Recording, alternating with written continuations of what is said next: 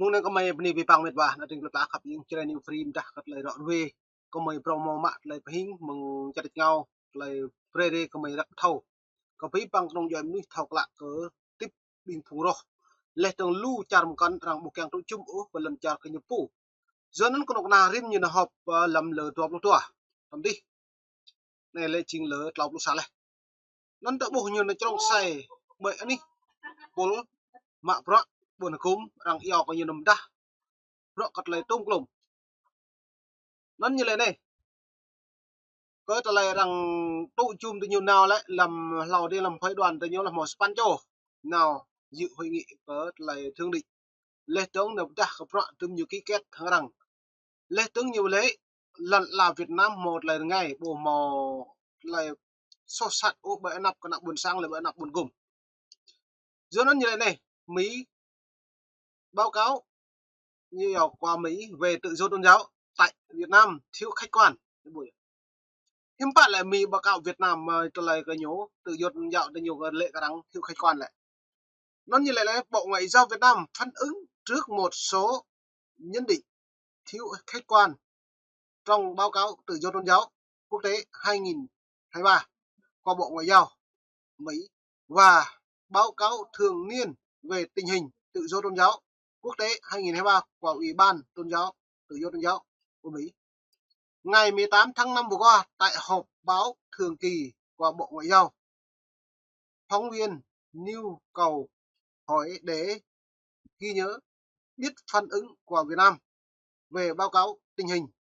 tự do tôn giáo quốc tế 2023 này qua Bộ Ngoại giao Mỹ và báo cáo tình hình từ tự do tôn giáo đến nhưng việc con người tự lập ra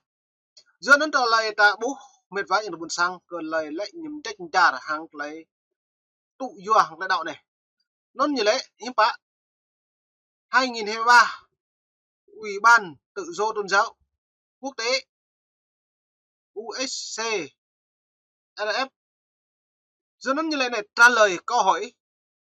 Phó Phát ngôn Bộ Ngoại giao Phạm Thu Hằng nêu rõ là một quốc gia đa dân tộc, đa tôn giáo với đời sống tin ngưỡng tôn giáo như nhau. Nhà nước Việt Nam luôn thực hiện nhất quán chính sách này tôn trọng và bảo đảm quyền tự do tín ngưỡng tôn giáo, quyền theo hoặc không theo tôn giáo nào và người dân. Ibu kot lai này tak buộc pingin. Tôi hanya pihak mengklapian ini no kot lai chun bena perang him pecele. Lai đạo bộ mò po lai poko. Kẹo tôi bedah bộ mò kẹo tôi bộ mò lai poko. Wa yo kết ra này có nào Việt Nam lại rim play rim ní nhiều được cô nạ buồn sang có lại càng mút gạt lô tôn giáo hội thanh tin lành thân vị Việt Nam bổ xa lệ tương lại đạo cái mà nhiều lệ đây đâu bảo đảm sự bình đẳng không phân biệt đối xử vì lý do tôn giáo tin ngưỡng bảo hộ hoạt động của các tổ chức tôn giáo bằng pháp luật bảo hộ tổ chức hoạt động bằng pháp luật do nó như lệ bằng pháp luật mà lại chiêng nhiều lời đạo và nhiều lệ mạ pro kẹo lệ biển nó là mì bố thì nhiều này hi bác mì thâu nhiều lệ đắng thiếu minh bạch thiếu khách quan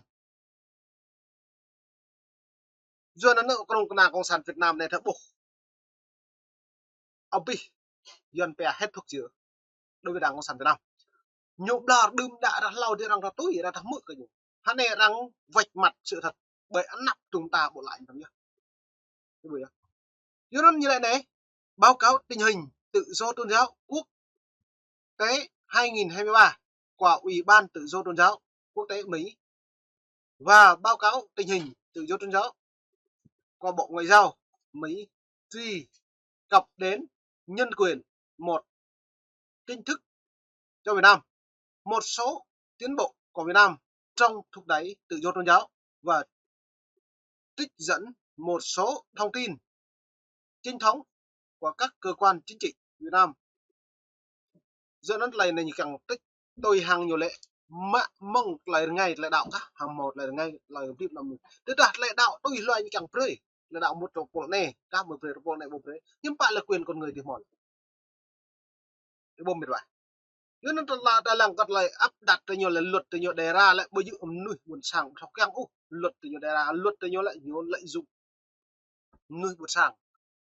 nhiều lợi dụng vi bằng cái nông doanh cái nào là cái nhập ô rồi này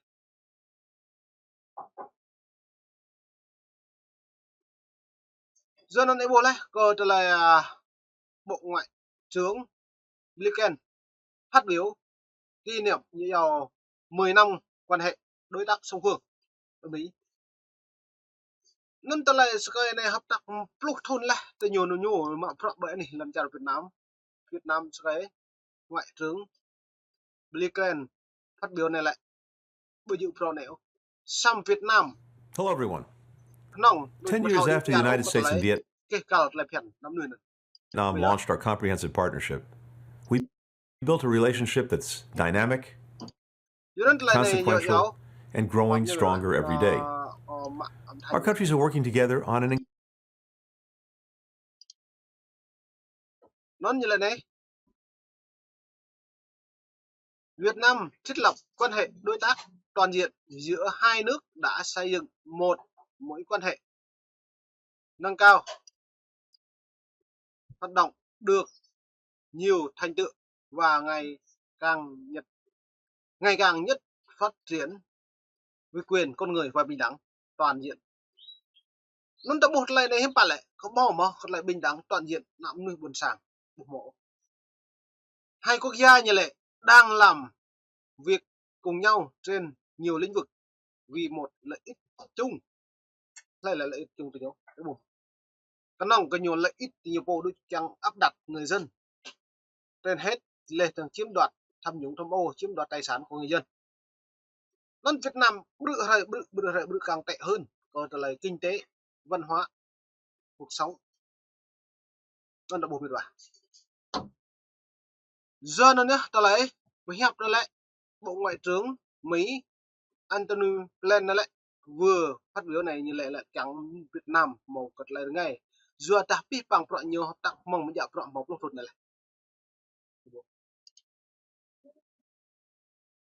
nó lúc thun nên tao mình hiểm bạn đi bia lên trong hàng lại đi chập lại phi bóng vượt cấp độ mạng xâm thực tế Việt Nam bùng màu phát triển vì kinh tế lên trong quyền con người và bình đẳng do nó này đó mày đặt lên trong cái là như giàu chủ tịch nước gặp thủ tướng tòa thánh đồng ý gặp gỡ nhưng trao đổi vấn đề tôn giáo ở Việt Nam chiều ngày 27 tháng 7 vừa qua ngày sau cuộc hội kiến với giáo hoàng chủ tịch nước Võ Văn Thượng và phu nhận cũng đại diện cho tất cả trong nước Việt Nam để gặp gỡ trao đổi vấn đề như tôn giáo ở Việt Nam lễ từng cơ tale tung lông như xem nhập bước đang tôn lắm lỡ cho lúc chú lần chú thôn tu bố cho lúc tàu này hiếm bạn nhô nế lễ cái lần cha Việt Nam một ngày lễ có trở lại đáo lễ trong lần cha Việt Nam lưu sang chín nghe trở lại hem các lại lần cha cái nhập vụ nó tạo buộc cái này hiếm bạn mò xích lại nhiều lễ lắm mà chưa nên được vậy ta buộc xem lặng buộc mò xích nó có năng nhớ lợi dụng là đang đúng nó ta bàn lần là dập bùn dập nỉ bùn lời đào rằng trôn nó mà rõ đi cha rằng trôn nó mà binh dạ ngăn rằng trôn nó rất là trôn keng bút rõ có nhiều mạng xong thực tế là nhiều con nào nhiều tiếp nhiều hợp lý chúng ta có năng dập tắt cái nhiều mình nhối nên lại tung lồng của mày càng rõ vì cái nào buồn sang đó lại rạ này bình doan này nên mày rắc là doan vẹn rồi nhiều rõ cái nhiều trong say rồi lại hàng ô tòa thánh mong trôn chặt nhau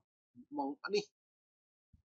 bởi đi Hà Nội cờ đoạn về cật lại trao đổi vấn đề về tôn giáo này tôn giáo nhưng bạn thực hiện theo lối của đảng hoặc theo lối của người dân hoặc đức chúa trời nữa ạ xăm nhô keng đây như lệ theo lối của đảng tôn giáo nhồn nên nhiều trao đổi từ nhiều cái vô văn thượng lại vô phép này lại bố pi bằng pro ai pin lăng từ đại lăng xem lại lại đấy bố chia sẻ với thủ tướng Hồng Y Patterson về chính sách đối ngoại và tôn giáo của Việt Nam. Chủ tịch nước Vô Văn Thượng nhấn mạnh Đảng và Nhà nước Việt Nam luôn thảo luận lợi cho các tôn giáo hoạt động phát triển theo quy định của hiến pháp và pháp luật, trong đó có luật tín ngưỡng tôn giáo, và tiếp tục hoàn thiện khuôn khổ pháp luật cho hoạt động những tôn giáo của người dân và các tổ chức tôn giáo. Tôn giáo như là tôn giáo tôi như là khuôn khổ pháp luật. Tôn giáo tức là khuôn khổ tôn giáo lại đạo mang lại phiên cách như vậy. Bạn ngộ đấy một là điều cần đấy nhưng bạn tôn giáo để bình đẳng. Sao mà mày bình đẳng mà nó lại không kẹo lấy như giáp khuôn khổ thì nhiều. Nên là càng lùi điều 4. Đối với dần như một càng điều 4 là đa nguyên là đảng. Đa nguyên là đảng cấp một là mong đa nguyên là đảng ít càng đạo và đảng càng đạo nó cả những chính thức cộng đồng cả nhiều. Cả nó nhiều cái bắt cái eo nhiều pre. Cái Nam này chưa nó bây giờ đang thao pi bằng hạt rẹt lại đi. Xăm nhố bao thực hiện cái bộ luật nó. Yo nó mày rồi lại cho nó dòng được mệt vào rồi lại đang trôn nhau đấy vợ về rồi lấy tòa thánh với càng nó lại trôn mạng pro làm lỡ tuột lúc chú lần chú trong đêm đi này lê tương làm lỡ tuột lúc xa chú lỡ tuột lỡ tuột lâu mỏ đi chặt nhiều trôn mạng pro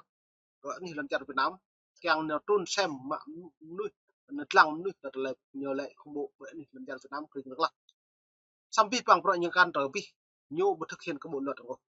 Yo nanta krap lang nan la ni chirumpo prong le nan la ka nyot le ni po mo ni krap yang re sa hang mok na ko sat nam le mo ne mo mo nit mong mai ro ri ne lau pi mong le plo tum nit yang re ni pi pang bun sang khap ing chre new free thư khap soi krap le ka na bun sang da ni da ban ni khap le